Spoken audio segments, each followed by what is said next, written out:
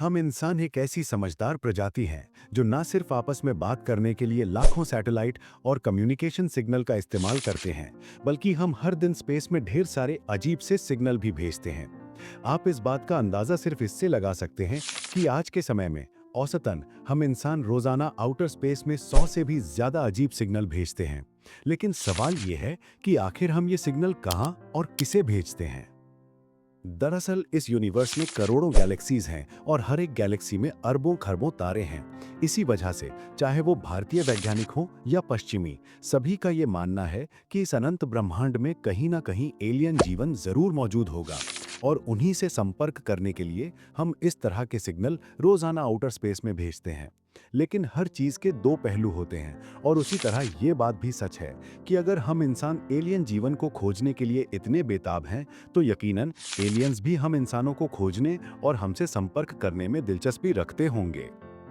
तो अब इस मोड़ पर सवाल ये उठता है कि फिर हमें भी आउटर स्पेस से कोई ना कोई ऐसा सिग्नल या आवाज तो जरूर मिलनी चाहिए जो किसी एडवांस्ड प्रजाति ने भेजी हो, है ना? सेटी का सबसे बड़ा रहस्य। दोस्तों, अपनी कुर्सी की पेटी बांध लीजिए, क्योंकि आज मैं आपको हमारे वैज्ञानिकों द्वारा सुनी गई एक ऐसी अजीब आवाज के बारे में बताने वाला हूं जो ना किसी तारे की थी और ना ही किसी ग्रह की, बल्कि वो सचमुच एक जीता जागता मैसेज था। एक ऐसा मैसेज जो सचमुच पूरी मानवता को हिला सकता था। क्योंकि दोस्तों, जैसे ही सेटी ने इस मैसेज को डिकोड किया, उनके पैरों तले जमीन खिसक गई। क्या था ये पूरा मामला? 10 नवंबर 1984। ये वो दिन था जब सेटी इंस्टीट्यूट यानी कि the search for extra terrestrial intelligence को आधिकारिक तौर पर स्थापित किया गया था। इसका मुख्य काम स्पेस में मौजूद एक्स्ट्रा टेरेस्ट्रियल जीवन यानी कि बुद्धि का पता लगाना है। लेकिन सवाल ये उठता है कि आखिर इतने अजीब से इंस्टीट्यूट को स्थापित करने की जरूरत क्यों पड़ी? दरअसल दोस्तों, ये रहस्य साल 1899 से शुरू होता है, जब 1899 में मशहूर वैज्ञानिक निकोला टेस्ला कोलोराडो स्प्रिंग्स में अपना एक एक्सपेरिमेंट कर रहे थे। तब उस एक्सपेरिमेंट के दौरान उन्हें एक अजीब सा इलेक्ट्रोमैग्नेटिक सिग्नल मिला। हैरानी की बात यह थी कि ये सिग्नल किसी आसपास के देश या पृथ्वी से नहीं, बल्कि आउटर स्पेस से आ रहा था। घंटों इस पर रिसर्च करने के बाद जब टेस्ला ने पूरी दुनिया को ये बताया कि शायद इस अनंत ब्रह्मांड में कोई और बुद्धिमान प्रजाति भी मौजूद है जो हमसे संपर्क करने की कोशिश कर रही है, तो क्योंकि उस समय हम टेक्नोलॉजी में इतने ज्यादा एडवांस्ड नहीं थे, टेस्ला की इस बात पर किसी ने भरोसा नहीं किया। समय आगे बढ़ा और हम पहुंचे साल 1932 में। दरअसल 1932 में एक प्रोजेक्ट के दौरान जब मशहूर अमेरिकी फिजिसिस्ट कार्ल जैन्स्की अपने एक उपकरण को संरेखित कर रहे थे, तो इस प्रक्रिया के दौरान उस उपकरण ने एक बेहद अजीब रेडियो सिग्नल पकड़ा। हैरानी की बात यह है कि कार्ल के अनुसार जब उन्होंने उस रेडियो सिग्नल को सुना, तो उसके अंदर किसी अजीब से जीव की आवाज थी। अब क्योंकि ये चीज काफी अजीब थी, साथ ही कार्ल खुद भी एक मशहूर फिजिसिस्ट थे, तो उन्होंने इस सिग्नल का पता लगाने के लिए अपनी पूरी ताकत लगा दी। हैरानी की बात यह है कि कुछ दिन की जांच के बाद कार्ल को यह पता चला कि ये सिग्नल स्पेस के ट्रैपिस्ट 1 सिस्टम से आया है, जहां 7 चट्टानी ग्रह मौजूद हैं। दिलचस्प बात यह है कि इन 7 चट्टानी ग्रहों में से 3 ग्रहों को हमने आज तक भी हैबिटेबल जोन के अंदर रखा हुआ है। मतलब इन शॉर्ट, इन 3 ग्रहों पर जीवन होने की संभावना सबसे ज्यादा है। ये चीज अपने आप में काफी अजीब थी। लेकिन क्योंकि हम स्पेस टेक्नोलॉजी में काफी पिछड़े हुए थे, तो कहानी का ये संदेश भी समय के अंधेरे में कहीं खो गया। लेकिन इन दो ही घटनाओं ने पूरी दुनिया के बड़े बड़े रिसर्चर्स के सामने ये बात पूरी तरह से साफ कर दी कि भाई, हमें एक ऐसे इंस्टीट्यूट की जरूरत है जो ना सिर्फ आउटर स्पेस से आ रहे सिग्नल को पकड़े, बल्कि उन्हें डिकोड करने की ताकत भी रखता हो। जिसके चलते भले ही सेटी को आधिकारिक तौर पर 1984 में स्थापित किया गया हो, लेकिन इसे 1959 से ही अनौपचारिक रूप से काम पर लगाया जा चुका था। लेकिन सवाल यह है कि क्या फिर सेटी आने वाले समय में स्पेस से आ रहे अजीब से सिग्नल को कभी डिकोड भी कर पाया या नहीं? सच तो यह है कि इसने न सिर्फ सिग्नल को डिकोड किया, बल्कि इसने हम इंसानों के सामने एक ऐसी नई मिस्ट्री को भी रख दिया जिसे आज तक भी कोई हल नहीं कर पाया है। वाव सिग्नल और रीसेट का रहस्य। 15 अगस्त 1977 अमेरिका की ओहायो यूनिवर्सिटी के बिग ईयर रेडियो टेलीस्कोप ने एक बेहद अजीब सिग्नल पकड़ा। दिलचस्प बात यह है कि यह सिग्नल 72 सेकंड के लिए हमें मिला और फिर अचानक रहस्यमय तरीके से गायब हो गया।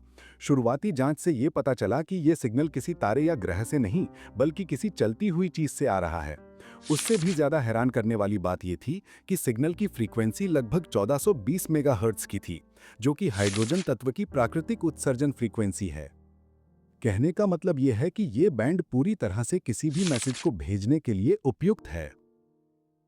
और यही वो सबसे बड़ा कारण है जिसके चलते इस पर शुरुआती जांच करने वाले खगोल वैज्ञानिक जेरी हैमिन ने साफ-साफ कहा कि शायद ये सिग्नल आउटर स्पेस में मौजूद किसी एडवांस सभ्यता ने पृथ्वी पर भेजा हो। अब क्योंकि इस सिग्नल की प्रॉपर्टीज इतनी ज्यादा अनूठी थीं, तो आखिरकार इस सिग्नल को नाम दिया गया वाह सिग्नल। लेकिन शायद उन्हें ये नहीं पता होगा कि आने वाले समय में पृथ्वी पर एक ऐसा सिग्नल भी मिलेगा जिसे जानने के बाद उनके मुंह से वाह नहीं बल्कि हाव निकलेगा। 15 मई 2015 को रूसी rattan 600 radio telescope star system HD 16595 से पृथ्वी की तरफ आ रहे 11 गीगाहर्ट्ज फ्रीक्वेंसी और 2.7 सेंटीमीटर वेवलेंथ बैंड पर एक बेहद अजीब से सिग्नल को पकड़ता है। हैरानी की बात यह थी कि यह सिग्नल इतनी हाई फ्रीक्वेंसी पर मिला कि इससे एक बात पूरी तरह से साफ हो गई कि यह सिग्नल ना किसी तारे से आया है, ना किसी ग्रह से और ना ही किसी ब्लैक होल से। अब क्योंकि यह सिग्नल अगर इन सारी ही चीजों से उत्पन्न नहीं हो सकता था, तो यह अपने आप में ही काफी रहस्यमयी था और इसे डिकोड करना बहुत जरूरी था।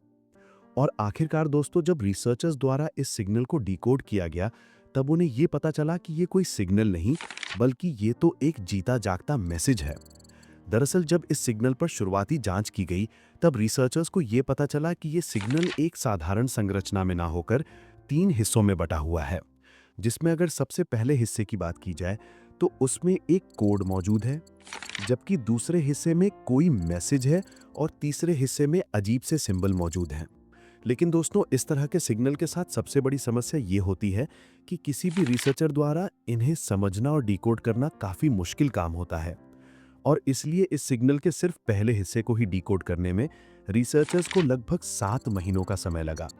और आखिरकार 14 दिसंबर 2015 को रिसर्चर्स द्वारा इस मैसेज के सबसे पहले हिस्से यानी कि कोड वाले हिस्से को डिकोड कर लिया गया और उस डिजिटल कोड के अंदर लिखा गया था 2038। लेकिन सवाल यह है कि आखिर ये 2038 है क्या? क्या ये किसी ग्रह का नाम है? क्या ये किसी मशीन का कोड है या ये सिर्फ हमें किसी साल को दिखाता है? खैर दोस्तों, इस भ्रम को काफी हद तक हल कर सकता है इस सिग्नल का दूसरा हिस्सा जिसमें कोई मैसेज छिपा हुआ है। लेकिन दोस्तों, इस हिस्से के साथ सबसे बड़ी समस्या यह है कि इसमें अंक ना होकर अल्फाबेट्स हैं और किसी भी अल्फाबेट्स को डिकोड करना सचमुच भाई पसीने छुड़ा देने वाला काम होता है। और दोस्तों, ऐसा इसलिए होता है क्योंकि स्पेस से जो भी सिग्नल हमें मिलता है उसमें कोई अंक या अल्फाबेट्स नहीं होते, बल्कि रिसर्चर्स उसमें मौजूद अलग अलग फ्रीक्वेंसीज को अलग अलग भाषाओं के अल्फाबेट से जोड़ते हैं। जब ये पैटर्न काफी हद तक मिल जाता है तो हमें धीरे धीरे ये समझ में आता है कि क्या इस सिग्नल में कोई मैसेज छिपा है या फिर ये सिर्फ एक प्राकृतिक सिग्नल है। अब दोस्तों, जब तक रिसर्चर्स इस सिग्नल के दूसरे हिस्से को डिकोड कर पाते, तब तक हमारे ग्रह पृथ्वी पर एक बेहद अजीब सी चीज होती है। दरअसल साल 2006 में नासा ने अंटार्कटिका में अपने आर्टिक इंपल्स ट्रांजिएंट एंटीना यानी कि अनीटा को स्थापित किया था। दरअसल ये एक खास एंटीना होता है जिसको किसी भी ऊंचे बलून के ऊपर रखकर किसी भी क्षेत्र के ऊपर उड़ाया जाता है ताकि ये स्पेस से आ रहे सिग्नल को अच्छे तरीके से पकड़ सके। अजीब बात यह है कि साल 2016 में नासा का ये एंटीना एक ऐसे अजीब से सिग्नल को पकड़ता है जो रिसर्चर्स के सारे ज्ञान को चुनौती दे जाता है। दरअसल नासा के अनुसार ये सिग्नल आउटर स्पेस से नहीं बल्कि अंटार्कटिका की बर्फ के नीचे से आ रहा था, जो चीज होना भाई लगभग असंभव है। और दोस्तों, क्योंकि साल 2016 में ये असंभव सी चीज वास्तव में हुई थी, इसलिए इसकी पूरी जानकारी आज भी नासा की वेबसाइट पर उपलब्ध है। हैरानी की बात यह है कि जब इस सिग्नल को रिकॉर्ड करके अलग अलग इंस्टीट्यूट्स में से डिकोड करने के लिए भेजा गया, तो उसे देखकर रूसी रैटन 600 के रिसर्चर्स के भाई सचमुच होश उड़ गए। दरअसल दोस्तों, जैसे ही नासा द्वारा रूसी रिसर्चर्स को अंटार्कटिका से मिले सिग्नल को डिकोड करने के लिए भेजा गया, उन्होंने तुरंत ही इस चीज को नोटिस किया कि इस सिग्नल में हूबहू वही पैटर्न मौजूद है जो स्पेस से आए हुए उस अजीब से सिग्नल के दूसरे हिस्से यानी कि मैसेज वाले हिस्से में थे। जिससे एक बात तो पूरी तरह से साफ हो गई कि शायद 2015 में जो सिग्नल हमें आउटर स्पेस से मिला था, शायद 2016 में उसका जवाब अंटार्कटिका की बर्फ के नीचे से उत्पन्न हुआ। लेकिन सवाल ये उठता है कि खाई फिर हमारी नाक के नीचे आखिर इन सिग्नल का आदान प्रदान कर कौन रहा है। खैर दोस्तों, इस राज से पर्दा उठा सकता है इस सिग्नल का दूसरा मैसेज वाला हिस्सा, जिसे आखिरकार आगे चलकर 6 महीने के बाद रूसी रिसर्चर्स ने डिकोड कर डाला। दरअसल दोस्तों इस दूसरे हिस्से में जो मैसेज था वो था रीसेट, यानी कि रीसेट। तो अब इस मोड़ तक हमारे पास दो चीजें मौजूद हैं। नंबर 1 2038 और नंबर सेकंड रीसेट। तो अब सवाल ये उठता है कि आखिर यहाँ पे किस चीज को रीसेट करने की बात की जा रही है। क्या सच में साल 2038 में हमारे ग्रह पृथ्वी पर कुछ ऐसा होने वाला है जिससे ये ग्रह पूरा ही रीसेट हो जाएगा? और दूसरा सबसे अहम सवाल कि अगर ये सब कुछ होने भी वाला है तो भाई पृथ्वी से आउटर स्पेस में दोबारा से रीसेट का मैसेज भेजकर इस चीज की पुष्टि कौन कर रहा है? खैर दोस्तों, अब इस अजीब सी गुत्थी को सुलझा सकता है इस सिग्नल का तीसरा यानी कि सिंबल वाला हिस्सा। लेकिन सवाल यह है कि आखिर वो सिंबल देखने में कैसे हैं और उनका मतलब क्या है। दरअसल दोस्तों वो सिंबल देखने में कुछ इस तरह के हैं जिन्हें पहली बार देखने पर हमें ये किसी स्टार सिस्टम का मैप लगते हैं। लेकिन जैसे ही हम इन्हें गौर से पढ़ते हैं, इसमें हमें कुछ खास डीएनए के पैटर्न्स भी देखने को मिलते हैं, जिसके चलते रिसर्चर्स को शुरुआती तौर पर यह लगने लगा कि शायद ये उन जीवों की डीएनए संरचना की इमेज होगी जिन्होंने ये सिग्नल पृथ्वी की तरफ भेजा है। अब दोस्तों समय आगे बढ़ा और ये चीज और ज्यादा जटिल तब हो गई जब बहुत कोशिश करने के बावजूद भी ना इन पैटर्न्स को रूसी रिसर्चर्स डिकोड कर पाए, ना सेटी डिकोड कर पाया और ना ही नासा के वैज्ञानिक। जिसके चलते पूरी दुनिया के खगोल वैज्ञानिकों में ये सवाल खड़ा होने लगा कि भाई आखिर ये सिग्नल है तो है क्या। खैर दोस्तों, जब तक हमें इसका जवाब मिलता, सचमुच पूरी दुनिया के सामने एक ऐसी थ्योरी आई जिसने इस पूरे ही परिदृश्य को और ज्यादा रहस्यमयी कर दिया। निष्कर्ष और नए सिद्धांत। 10 मार्च 2019 रूसी एकेडमी ऑफ साइंस के वैज्ञानिक डॉक्टर अलेक्जेंडर पेट्रोव अचानक से दुनिया के सामने आकर ये बोलते हैं कि पिछले काफी लंबे समय से हम जिस सिग्नल और उसके मैसेज को डिकोड करने की कोशिश कर रहे हैं, वो सिग्नल किसी अजीब से स्टार सिस्टम से नहीं बल्कि रूसी मिलिट्री सैटेलाइट से उत्पन्न हुआ था। लेकिन सवाल ये उठता है कि आखिर अचानक से ऐसा हुआ ही क्या जिसकी वजह से अलेक्जेंडर इस अजीब सी थ्योरी के साथ दुनिया के सामने आए। दरअसल दोस्तों साल 2019 की शुरुआत में एक पूर्व रूसी मिलिट्री ऑफिसर ने एक लोकल टीवी चैनल पर इंटरव्यू देते हुए इस चीज को साफ किया कि जब भी वो अपने सैटेलाइट से सिग्नल के जरिए ज्यादा बड़े स्तर पर संपर्क करने की कोशिश करते थे, तुरंत ही रेटन 600 रेडियो टेलीस्कोप का एंटेना उन सिग्नल को रहस्यमय कैटेगरी के अंदर डाल देता था।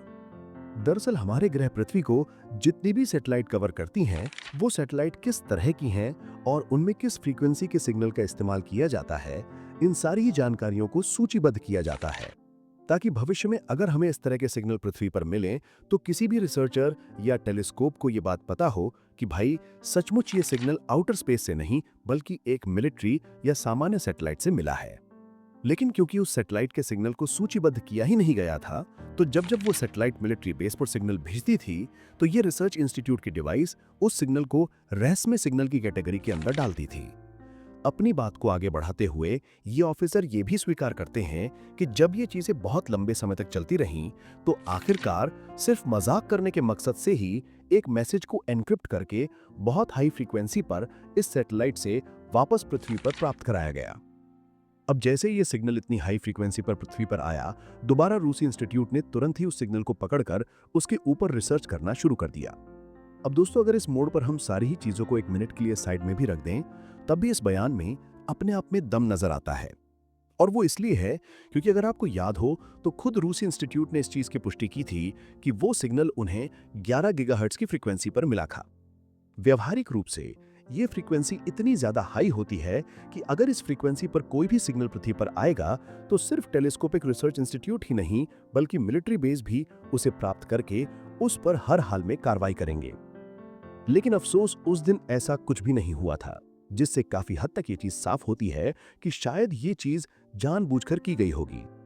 सिर्फ इतना ही नहीं बल्कि अपनी बात को आगे बढ़ाते हुए उन्होंने ये भी बताया कि साल 2016 में नासा को जो अंटार्कटिका से अजीब से सिग्नल मिले थे, व्यवहारिक रूप से वो सिग्नल भी अंटार्कटिका में मौजूद रूसी रिसर्च सेंटर वोस्तोक से प्रसारित किए गए थे, जिसे 1957 में वापस से स्थापित किया गया था।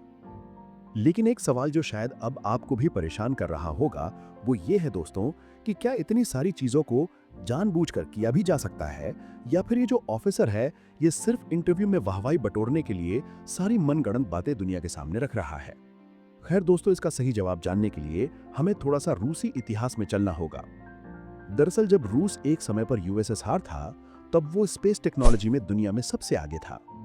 लेकिन फिर भी अगर उनकी टेक्नोलॉजी या एडवांसमेंट की बात की जाए तो उन्होंने एडवांस टेक्नोलॉजी को लॉन्च करने और यहाँ तक कि जानवरों को भी स्पेस में बहुत से एक्सपेरिमेंट किए थे।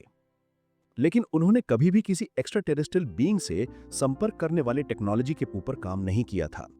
यहाँ तक कि अगर उनकी उस समय की विचारधारा की भी बात की जाए, तब भी उन लोगों का ये मानना था कि हमें किसी भी एक्स्ट्रा टेरेस्ट्रियल सभ्यता या बीइंग से संपर्क तब तक नहीं करना चाहिए जब तक इस चीज को लेकर हम आश्वस्त ना हो जाएं कि हमारी टेक्नोलॉजी उनकी टेक्नोलॉजी के बराबर है या फिर उससे ज्यादा एडवांस्ड है।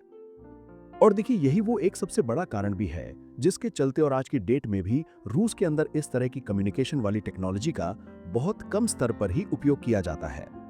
तो हो सकता है रिसर्चर्स और खगोल वैज्ञानिकों को भ्रम में डालने के लिए या फिर उन्हें एक अलग दिशा में मोड़ने के लिए शायद उस समय पर जानबूझकर इस सिग्नल को उत्पन्न किया गया हो। हालांकि देखिए दोस्तों, इस मोड़ पर यह चीज मैं बिल्कुल साफ कर दूं कि इतना सब कुछ हो जाने के बावजूद भी आज तक भी शायद वास्तव में ये किसी एडवांस सभ्यता का ही मैसेज था और वो हमसे कुछ ऐसा बताने की कोशिश कर रहे थे जिसे आज तक भी हम डिकोड नहीं कर पाए। या ये पूर्व ऑफिसर इंटरव्यू में जो कुछ भी बोल रहे थे वो पूरी तरह से सच था और ये सिर्फ रिसर्चर्स और खगोल वैज्ञानिकों को भ्रम में डालने के लिए ही किया गया। यह नंबर तीसरा, हम व्यवहारिक रूप से इस पूरे ही मैसेज को डिकोड कर चुके हैं, लेकिन इसके अंदर लिखे गए मैसेज को पूरी दुनिया के सामने ना लाना पड़े, इसके लिए इन सारी चीजों को एक मूवी के स्क्रिप्ट की तरह पिरोकर पूरी दुनिया को बता दिया गया। अब इन संभावनाओं में से कौन सी संभावना आपको सबसे ज्यादा मजबूत लगती है? नीचे कमेंट सेक्शन में कमेंट जरूर कीजिएगा।